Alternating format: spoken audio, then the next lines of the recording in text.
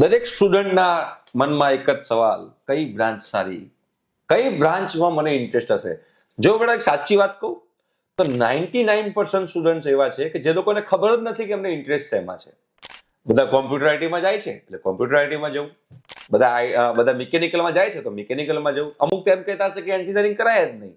તો બેટા એક તમને બેઝિક નોલેજ આપું છું, પેરેન્ટ્સ હો કે સ્ટુડન્ટ હો, તમને લોકોને આઈડિયા આવશે કે તમને 11th 12thના સબ્જેક્ટ પરથી તમે લોકો નક્કી કરી શકો કે તમારે કઈ બ્રાન્ચમાં એડમિશન લેવું જોઈએ. જો બેટા 11thમાં તમને 11thનું ફિઝિક્સ ગમતું હોય ને તો એનો મતલબ કે તમને મિકેનિકલ ને સિવિલ જેવી બ્રાન્ચ જે છે એમાં તમને મજા આવશે. જો 11thનું ફિઝિક્સ ગમતું હોય, તમને 12thનું ફિઝિક્સ ગમતું હોય તો તમને કઈ બ્રાન્ચ મજા આવે ખબર છે? Electrical engineering, EC, power electronics, instrumentation and control engineering, electronics and instrumentation, આ બધી બ્રાન્ચમાં તમને વધારે મજા આવશે.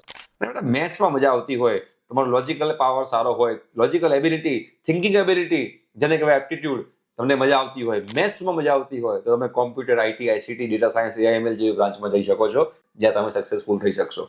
તો પહેલા એકવાર ધ્યાનથી વિચારજો અને પછી તમે લોકો બ્રાન્ચ સિલેક્ટ કરજો. ઓકે? અને તમારે બેટા આખી જો એડમિશન પ્રોસિજરની ઇન્ફોર્મેશન જોઈતી હોય તો સ્ક્રીન ઉપર એક નંબર છે, ત્યાં વોટ્સએપ મેસેજ કરજો. Okay? Thank you so much.